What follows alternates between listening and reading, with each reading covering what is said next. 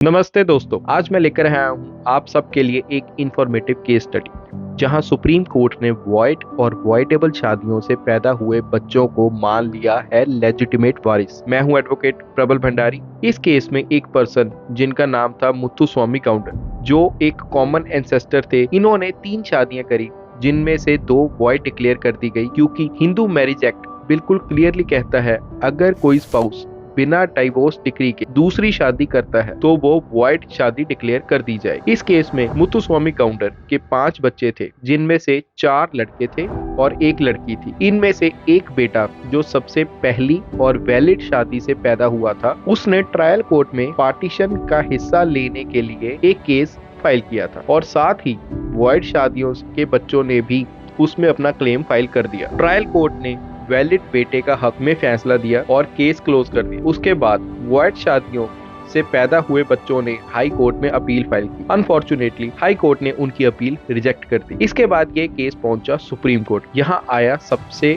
Important कानूनी सवाल, क्या वॉइड शादियों से पैदा हुए बच्चों को मिलना चाहिए कॉमन एंसेस्टर की संपत्ति में हिस्सा? ऑनरेबल सुप्रीम कोर्ट ने कहा कि कॉमन एंसेस्टर की एक्सेप्टेंस काफी क्रूशियल है। अगर वो मान ले कि वो वॉइड शादियों के बच्चों को लेजिटिमेट राइट देता है तो ये प्रूफ ना ही सिर्फ एंसेस्टर के खिलाफ होता है बल्कि उन लोगों के खिलाफ भी जो कहते हैं कि वो उसके वारिस हैं। अदालत ने ध्यान से दस्तावेजों को एग्जामिन किया और एविडेंस एक्ट के सेक्शन 17 और 18 का इस्तेमाल किया और कोर्ट का कंक्लूजन था कि मुथुस्वामी काउंटर की एक्सेप्टेंस सर्टेन डॉक्यूमेंट्स में दिखाई गई सेक्शन 18 के रिक्वायरमेंट्स को सेटिस्फाई भी करती है। बिना स्ट्रॉन्ग ऑपोजिट एविडेंस के अदालत ने डिसाइड किया कि वॉइड शादियों के बच्चों को फैमिली प्रॉपर्टी में लेजिट हियर्स माना जाएगा। इसके आधार पर अदालत ने पहले के जजमेंट को सेट असाइड कर दिया और पार्टीशन का प्रीलिमिनरी डिक्री पास किया। इस डिक्री के मुताबिक